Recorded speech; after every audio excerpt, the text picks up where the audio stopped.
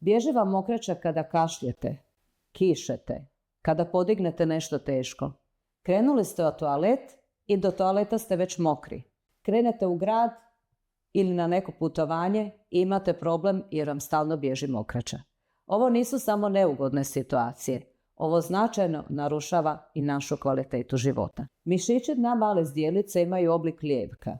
Oni drže naše organe koje se nalaze u maloj zdjelici, pridržavaju naše kosti male zdjelice, ali isto tako pridržavaju našu kralježnicu i zapravo nam omogućuju da se pravilno držimo. Ono što je značajno za mišiće dna male zdjelice, da nam reguliraju mokrenje i da nam reguliraju pravilnu stolicu. Imaju važnu ulogu u intimnom odnosu i kad oni ne funkcioniraju kako treba, tada dolaze do otežanog postizanja orgazma.